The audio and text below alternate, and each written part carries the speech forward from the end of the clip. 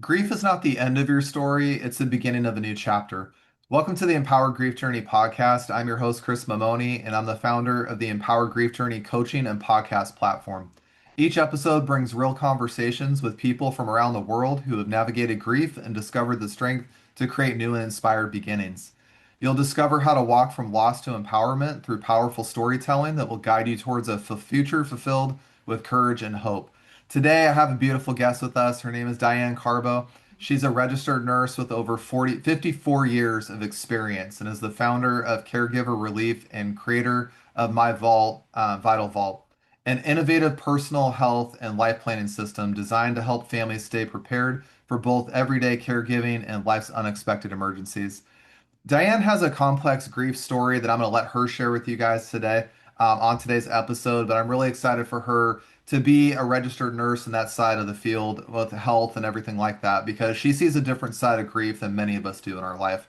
And so she's here to share with us her own grief experiences as well as what she's learned over the course of her career. So without further ado, Diane, welcome to the podcast. Thanks, Chris, for having me on. I'm very honored to be able to share my grief experience. I'm going to start back in 1971 when my mom died. In fact, I'm going to go back a year before because I want people to understand there are different types of grief, and grief transforms us. I had at the time, I didn't know, I was young. I was only 17. I was experiencing anticipatory grief. My mom was diagnosed with lung cancer. She had had a gallbladder surgery, and on the chest x-ray prior to her surgery, they found lung cancer.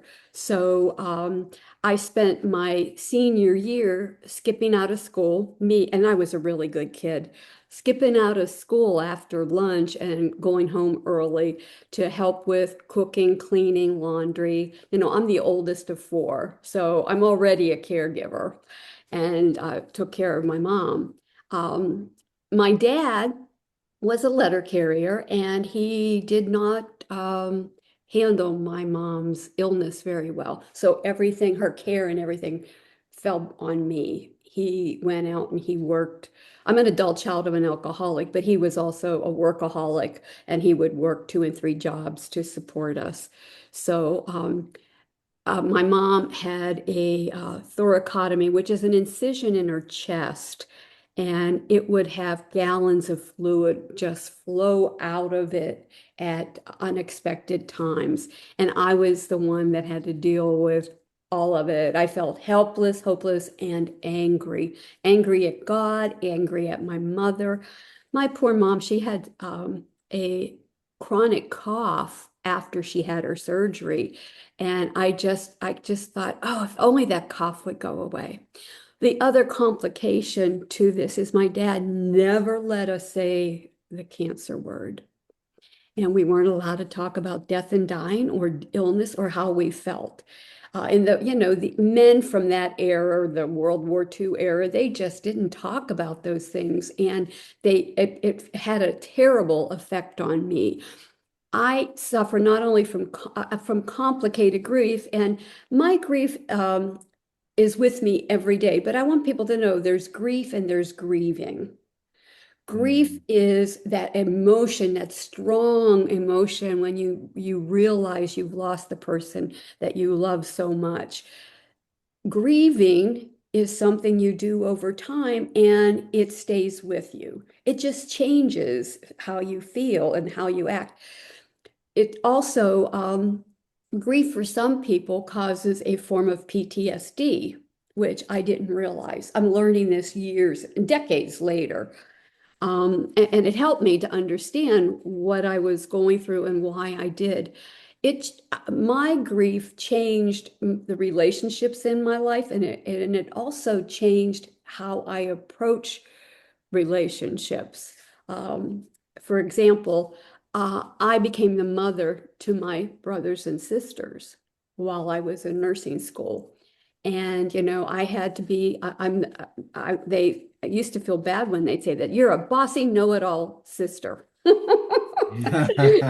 It's true. It's true. I was. Well, I everybody wanted me to drop out of nursing school, and I had just started, and my mom was so proud and excited.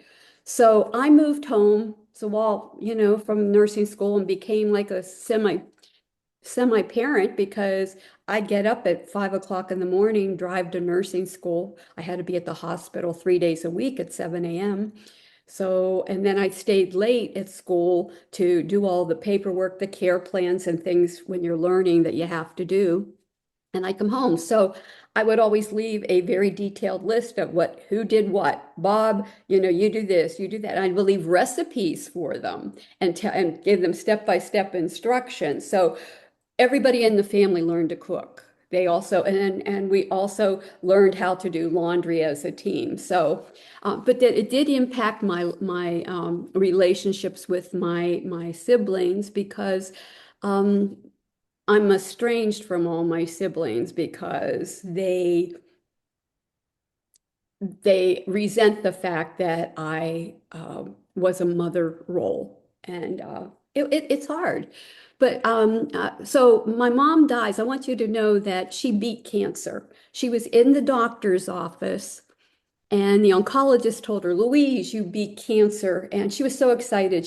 It was Christmas time. In fact, it's 54 years this month that we lost her on the elevator on the way out, just walking outside of the doctor's office. She gets in the elevator. I was going to nursing school right across the street. It was associated with the hospital. And she threw a pulmonary embolism and ended up in intensive care and died that night. So she beat cancer, but the complications of the treatment killed her. That has impacted me on how I affect things. First of all, I'm very open about talking about death and dying, which makes people very uncomfortable. And, well, here's a perfect example. My dad was diagnosed with pancreatic cancer, and he was in the hospital. He had had a Whipple procedure, which is brutal. And the doctor told him, Lee, we give you 6 months. My dad's first response was, oh my, I'm not going to get to go to Hawaii. Every other year for 6 weeks, he had a timeshare and he would go over there. It was his favorite place on earth. And I looked at him, the smart aleck that I am. I said, Dad, you're not dead yet. If you if you Yeah. want to go, if you're well enough to go, we'll send you over there. Do you care if you, and that's me, my dad, doesn't want to hear about death and dying. And all of a sudden I'm saying, well, do you care if you die over there or do you have to be at home? I'm just very open about it because I hate that people ignore those feelings, and I'm blatant about it. So he said no, and I said, well, in those days you could do this. I'm sure you couldn't do it now. That was 54 years ago. I contacted a hospice where he was going to be staying in Hawaii. And anyway, he had 6 beautiful weeks. They took him off hospice the first week he was there. He had a spiritual rejuvenation. And this happens a lot with people. And then the day before he was coming home, he um, he got sick and he died a few months later. But my grief has, they say grief can change you. It rewires your brain, and for some people, and I can tell you my grief that I experience. I don't get attached to things. In fact, I will tell you, I actually thought that I was going to die around the same age as my mom. And many women who lose their mothers feel that way. And it really had a deep impact on me because I did things I didn't even realize I was doing. And I didn't, I only realized it after my dad was on hospice and I was working with a social worker, and I was having issues with my stepmother who wouldn't let me even change a Band-Aid on my dad. And we were talking, and she told me about a book, Motherless Daughters. And that if anybody's lost their mother to drugs or to work, if they're a workaholic or to death, it's a perfect book to read. Because as I read it, I went, and I was in my 40s. I was like shocked at what I learned I was normal, my experience, what I was feeling. I I did things like weird things like I prepared my sons when I had children. I prepared my sons, always made sure they knew how to cook, clean, do laundry, do things because I wasn't going to be in their life. I didn't say it that way. It wasn't a blatant thing. In fact, I did things like both my sons were, let me say this. Went to nursing school during the Vietnam War, and we had a draft. Mm. And I had two sons. Both were very smart, really intelligent kids. Most parents push their kids through. Oh, my kid's so smart, let me push him through, Not me, because I did silly things that I understand why I did them now. I held them both back a year. So they were probably the oldest kids in the class because I thought if there's a draft, at least I'll have them an extra year. Mm. That's not even rational thinking, but it was my thinking. And it's just people, I've always given away things. It made my first husband crazy because I don't get an attachment to things. I don't, and I can live without a lot of luxury. Not that I don't enjoy the luxury, but I just don't get an attachment to things. And I take loss very hard, any loss very hard. When they talk about complicated grief, I get frustrated with it because when you love someone so hard and so much, I love my mom. I mean, I was 16, 17.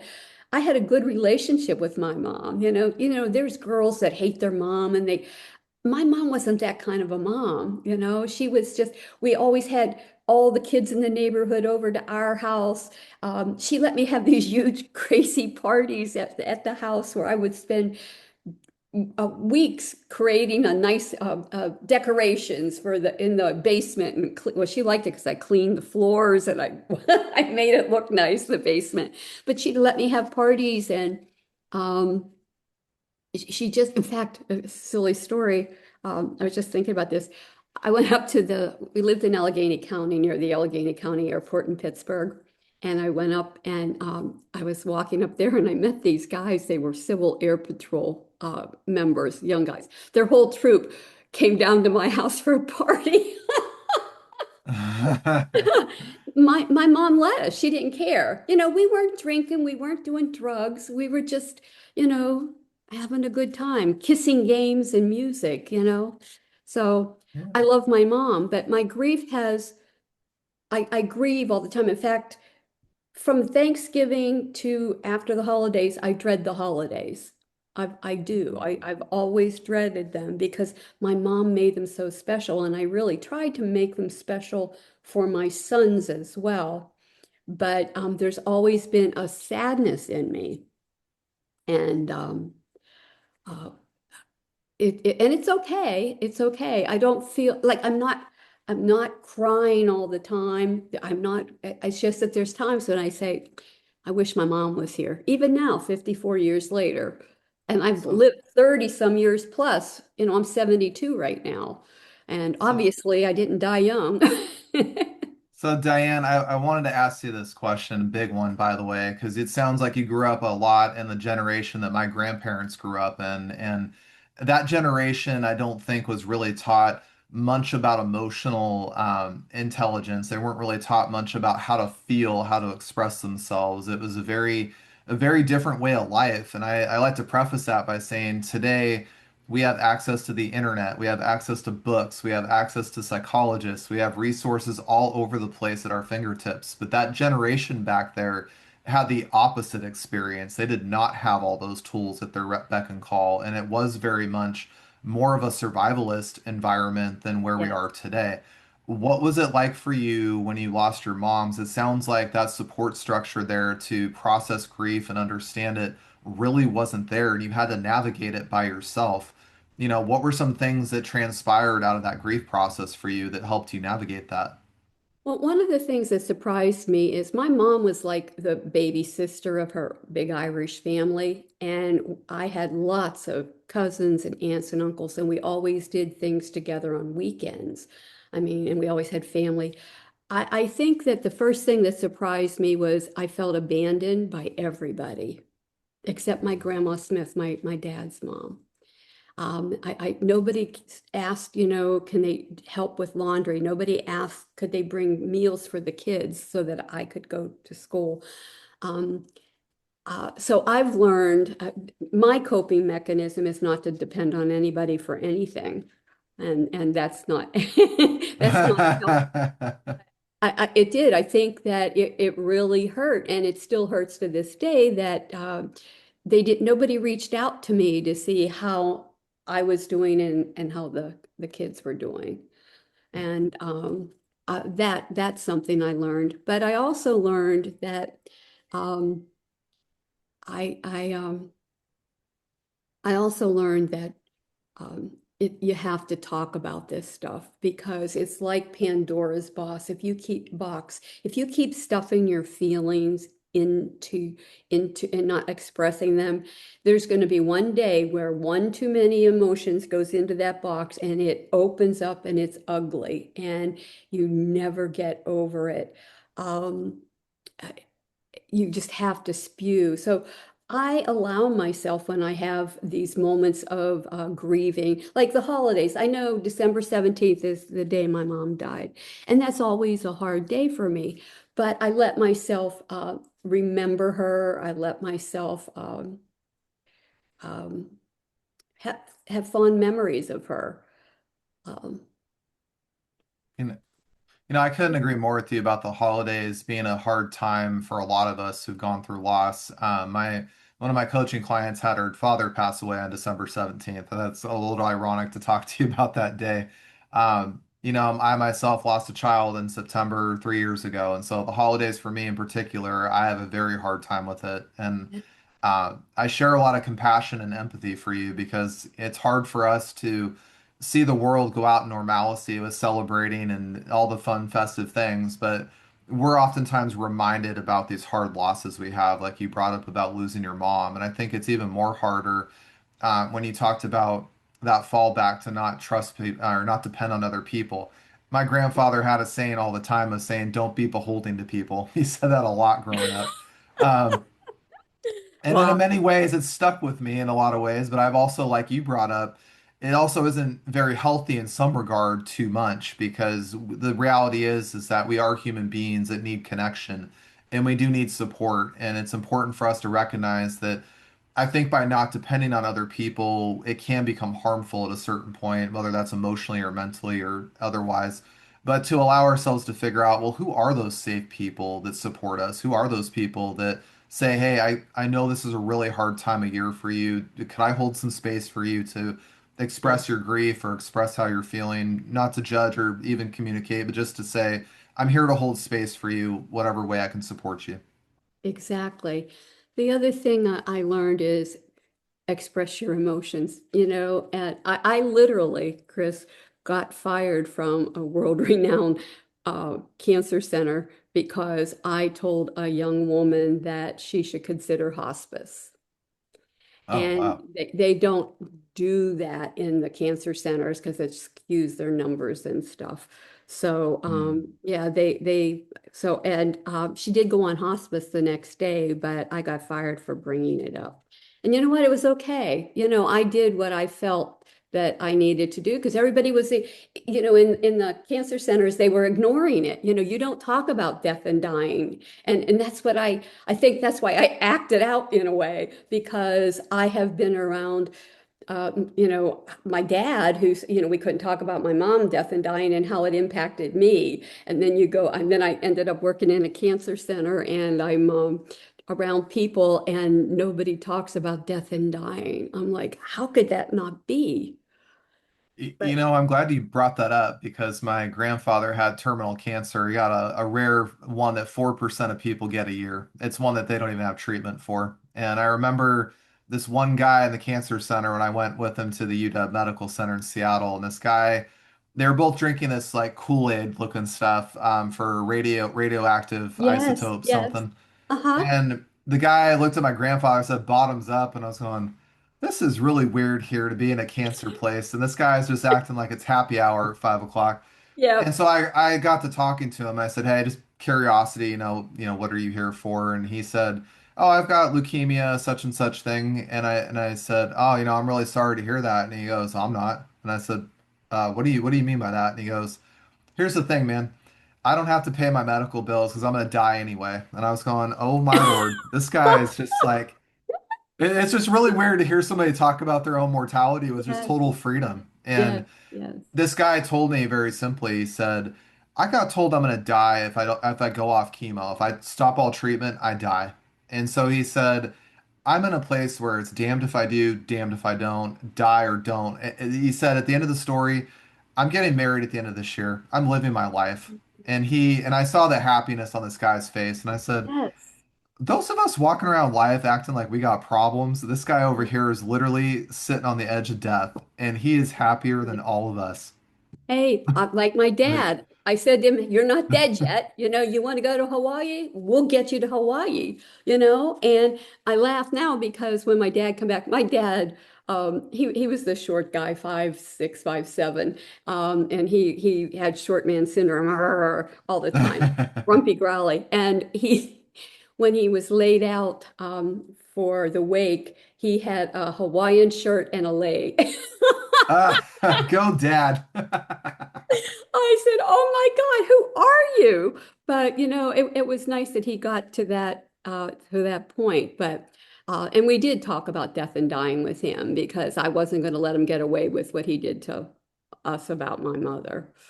So Did you, you talked about something else that I think is really powerful from back in the day. And I think today we've got so much, this doesn't happen as often or we don't talk about it as much, but you were one of four children in a yeah, big family. yeah, And you took on that caregiver role very, very early. And, yeah, what you kind of called obsessions that you had, I don't think those were obsessions by any demeanor. I think they were very protectiveness, instinctual yes, feelings going on because I think when we don't talk about death, when we don't talk about dying, when we don't even try to attempt to prepare ourselves for the fact that we all are going to die someday, all of us are. We can't avoid it. We can't escape it. It's coming either way we ask for it. yeah, And I think it is very powerful, though, that at a young age, you stepped up in that role in your family. You taught your siblings, I don't know if you had a sister, but your brothers, you yeah. taught them how to. Two younger brothers and a baby sister. My sister and I are 7 years apart, born on the same day. Now that's interesting. Yeah. So they're my But sister was 11 when my mom died. But I just think that's a lot to take on at that age in your life to prepare your family in that way. And everything you said, by the way, makes total sense to me. Thinking back in that time frame of who's going to cook, who's going to clean, who's going to take care of these things, how are we going to figure out what to do when mom's not here anymore? To know that your dad never wanted to have those conversations and then really be left for you guys to just figure it out as it comes, but you have that prepared mindset of saying this is going to happen and I am going to have to face this. And what can I do proactively to work through this grief? And not only that, but prepare my family and teach them how to work through this. That's a lot that had to have been a lot of pressure on you at being at that 17, 20-year-old stage. Well, it was, and I will tell you, my dad got married a year and a half after my mom died, and the stepmother didn't want us talking about our mother. So it was like, she didn't exist, and there was a whole bunch of issues. So my heart was broken in so many different ways. I actually feel like I lost my father the same time when I lost my mom. And that's back to that complicated grief you're bringing up, and I can see why that, I got a complicated story of my own for another episode, but when we talk about complicated grief, a lot of people don't realize that there's a lot of complexity going on when we lose a parent. There's a lot that goes on there, and it's not always just associated with one parent. Like you brought up, your dad remarried, it sounded like your dad was an alcoholic of some kind too. So it sounds like there Was was a He was lot of different functional. Hmm. there's a lot of dynamics going on in that moment in that short year and a half span that you were having to overcome. And not just overcome it, but learn how do I work through this. And I can't imagine what that was like, by the way, to have a parent remarry and have a step parent say, "Don't talk about my mom." It was challenging. Yeah. That And couldn't have felt. in my dad's defense, he was in World War II. I'm sure he had PTSD. He was in the Navy, he was in the Philippines. They saw a lot of battle. But, it's just, and I will tell you, I told you I held my kids back from going to my son's back from going so they wouldn't get drafted. Well, I lived my biggest fear because both boys, as brilliant and intelligent as they were, decided to join the service. Oh my God. Now, what was that like in that moment? Oh, I couldn't believe it. My son Jeff became a Korean linguist. Um, he was very smart. Casey, who is now a nurse anesthetist, went in to be a scout. He just wanted to be GI Joe. And they were both in it right before the towers went down. So I was living my worst fears. And my oldest son, when we talk about men not talking about things, we have 22 vets a day that commit suicide. And it's because the message they're given, I know because my son is one of them, Jeff.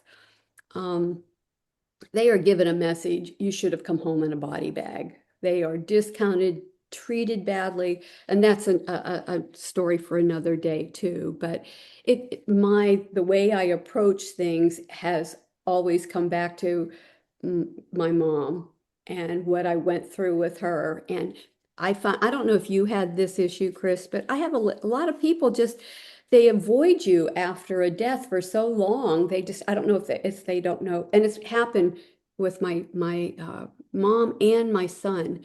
People avoid you, like they're afraid to talk to you, like, hey, how are you doing? What's going on? I've actually had people say, it's 54 years, Diane, or for my son, it's 14 years. You should be over it. No, no, that's not. I had that same thing happen after I lost my child. I got told, Yeah, "Oh, well, at least we know you make beautiful babies. Oh, well, you'll have another one." And I shake my head at people that make comments like that. I used to get very angry inside. And what I do share now on the podcast, having worked through this, and I tell people, work at your own pace. This isn't going to happen overnight. yeah, Um, I got to a place to understand that people can only resonate with you to the level of experiences they have in life. And when you can 100%. and when you Yeah, can recognize that, while those comments are very hurtful, very insensitive, especially with you, Diane, saying, "Oh, it's been 54 years. You only have one mom, one. You yeah, don't get a yeah, do-over. I yeah, only got one child. I don't get a do-over. Another child doesn't replace the one I lost." yes. Um, And when we realize that people, we're not supposed to lose our children. yes, that's the other half, and you Yes, can attest to that as losing a son, that we're yes, supposed to go before our children, not the other way around. And exactly. so we're living life in reverse out of the order it's supposed to be in. And that's what makes it especially hard for people like you and I that lose a child. I've also told people that grief makes people uncomfortable because in some ways they've gone through an experience they don't talk about, they haven't acknowledged or given themselves permission to explore. And the reason they get uncomfortable, like what you brought up, is that you're forcing them to acknowledge their own circumstance by you being open to it. And so it's not a bad thing that you feel your grief. It's not a bad thing you're No, sharing your story. It's not a bad thing at all. It's a good thing. If they do push away and pull away, you're actually making them look at themselves introspectively. And it's not by force or pressure, but you're just being open enough and vulnerable enough. And you're actually being an example of what we should be doing in the grief process. So I commend you, by the way, for thank not you. getting over it. And by the way, you don't have to. That's the funny part. You don't have to. You know what? At 72, I know that, and I accept that. I did a podcast with a gentleman last year, and he's a psychologist, and he said, instead of asking people that are grieving how they're doing because they don't know, he says, just say to them, how's your grief? And that was to me that was so powerful, Chris, because because he even said to me, I was taken, I'm in your seat, okay, I'm the host and I'm talking to him, and he says, so Diane, how is your grief? it took me back because, all of a sudden I could say, well, you know what? It's good some days and some days it's bad. But if you ask me how I'm doing, I could start crying because, I miss my mom or, something happened to remind me of Jeff, whatever. But when you say, how's your grief? It totally, first of all, people acknowledge that you're having issues. And I've tried it a couple times now, and it's very interesting because I'm at the age where we're getting widows in our lives or widowers, and we're losing our friends. So now I do. I say, so how's your grief today? And it really makes a difference. It opens up a conversation that you normally wouldn't have. But I'm not afraid of that conversation, and many people are. Well, I think, being a registered nurse for 54 years, I'm very confident when I say this. You've seen a side of life most of us don't see. And you've had an array of experiences that we're just never going to really acknowledge on our own side, having been outside the medical industry. Yeah, Um, and I have talked to people that are nurses, and I commend them for the job they do because they're in those moments of life with people that are, not doing well health-wise, or people that do pass in very traumatic ways. I talked to an ER nurse one time, and I went, I can't even wrap my head around what you just told me. I can't. It's a oh, I lot. know. I've Um, had those experiences, and they change who we are and how we talk to people. And I always tell people, you don't know what you don't know, so don't judge me. yeah. Well, when I talk to nurses, what I find interesting, I even talked to a chaplain that worked at a hospital, and she said, I deal with grief all over the place. I deal with it with the person dying from cancer, and not just with them. I deal with the family too. And she said, what's interesting is I can have a room full of people in that hospital room, like 7, 8 people. They all deal with grief very, very different. And Right. there's not a group think or group consensus. Every single person, some people are quiet and held back. Other people are very loud and angry and upset. Yeah, One person's very broken down, emotional and crying and losing. And she just said, when you see all the dynamics of grief in that environment, it really humbles you as a person to see that grief is a very natural part of life and that there is no right or wrong. There is no time frame of things to do this exactly. process. Yes. And you come to this place of acceptance that we all are going to walk our individual journeys of grief, but we can also, by the way, by holding space and not silencing people or suppressing them or telling them to get over it and let go, or it's been 54 years, move on, instead saying, like you said, how's your grief today? Are you doing okay right now? Is there a way I can support you right now? I think by having those conversations, we allow ourselves to learn. And back to what you brought up, by the way, where your dad didn't want to talk about grief, us talking about it and opening that conversation allows us in these moments where it is very hard to kind of prepare ourselves in ways for that moment. Yes. Yes. Yeah. So, Diane, I just love your story today. I think your mom gave you a beautiful gift back in the She day. did. I can see She it. did. And I miss her every day. I love that. And I wanted to ask you about that too. So, after losing your mom, I know you were a family of 4 different children. What were the dynamics like with your brothers and your baby sister after that? Were they there to help you, so to speak, with grief, or did they handle grief in a different capacity than you? What was that like? We were in a household where we weren't allowed to talk about things. It was like life was supposed to go on normal. It's very strange. And I became my brothers and sisters remember me as getting up, just coming home from nursing school, I had long hair at the time, and we used to put orange juice cans in our head to straighten our hair. And I would be sitting there, and they just know that I went into the bedroom and would study and would bark orders. You got to do this, you got to do that, do your homework, do this, do that. And my siblings to this day resent me. Hmm. In Well, fact, I just lost my baby sister to suicide this year, just a few months ago. And I called her up to reach out to her and say, "Can I help?" And she told me she didn't want me in her life, didn't want me talking to her daughter, didn't want.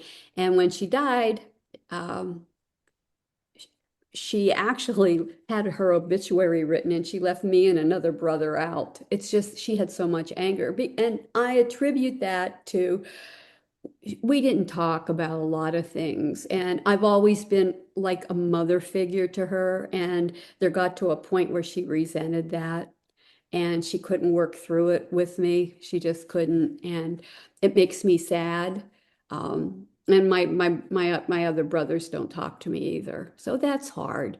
Um, it is what it is. I come from a big family, a loving family, and they, after my mom died, it's just my grandmother Smith was my rock, my anchor. And what did Grandma Smith do for you to help support Oh, you that she liked? she called me at school all the time. Um, she was encouraging me. She just wanted to make sure that I was okay. And she's the only one that really reached out to me.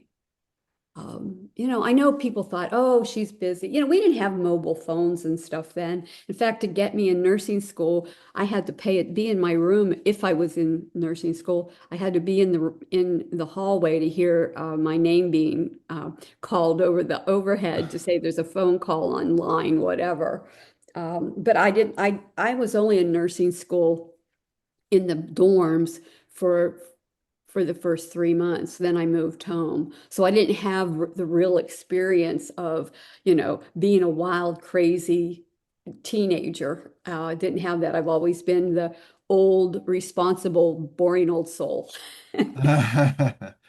Well, I think, it's interesting you brought up the anger dynamics, with your siblings. And I think that I've tried to tell people that anger is not the big negative thing society makes it out to be. And I think that really it misses the point of what's actually driving that. And I think Yes. that, Yeah. bringing up the situation you guys were put in, I do think that there wasn't a lot of space for emotions to be held. There wasn't a lot of space Exactly. to process and take things, discuss things. And I think that's where, when I see a lot of anger from people going through grief or trauma or loss, what I actually really see is a cry for help. That's what I see. And I see Yes. a person that wants to be seen and heard and understood and even validated. And Yes.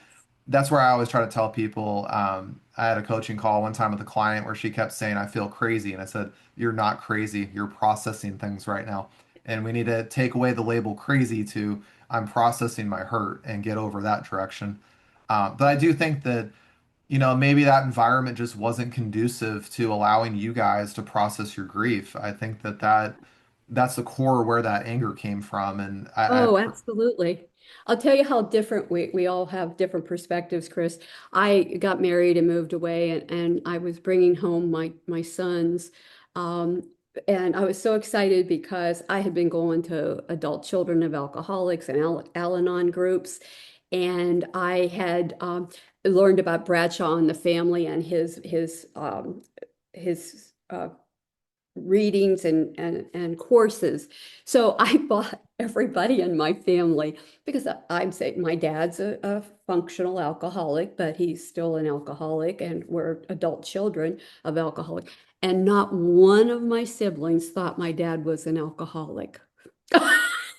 really, Now they all did wow. drugs. I'm the one that didn't do drugs because I was the nurse that was going to get tested. And but I don't drink because 1 in 4 children of adult alcoholics or druggies don't get that interest. Now I have a lot of isms. I overeat. I'm a workaholic. I mean things like that. But I don't have I don't do drugs, or I didn't do drugs, and I'm not a drinker.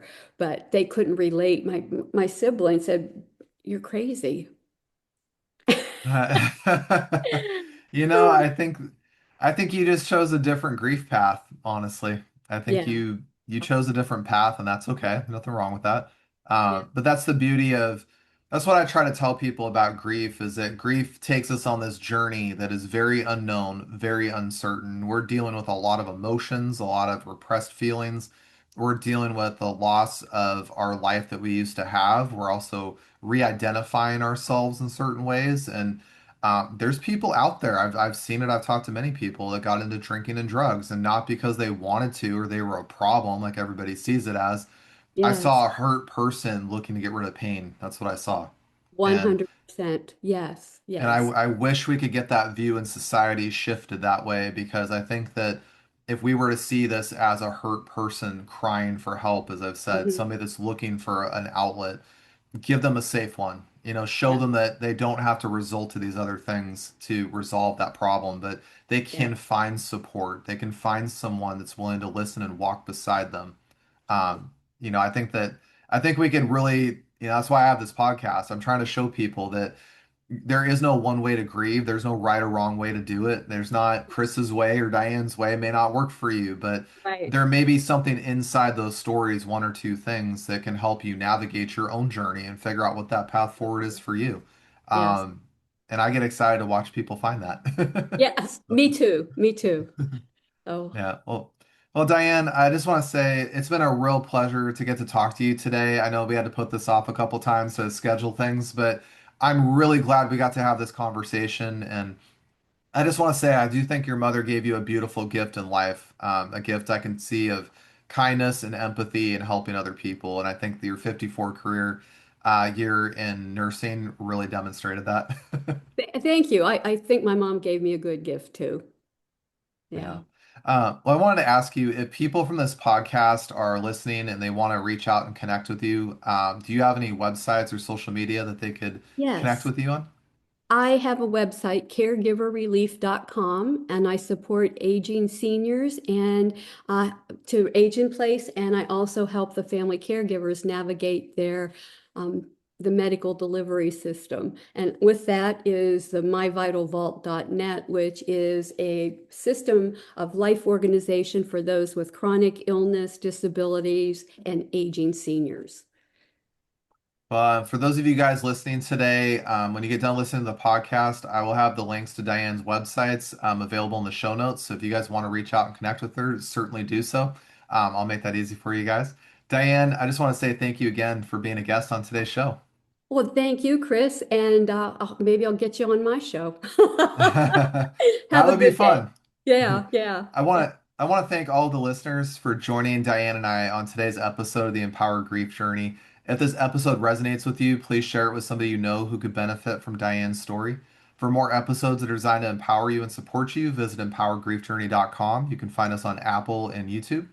The Empower Grief Journey is all about honoring your journey, embracing your emotions, and finding strength in your own time. I want you to know that you're never alone on this journey, and together we can navigate grief with courage and compassion. Until next time, be kind to yourself and take your grief journey one step at a time.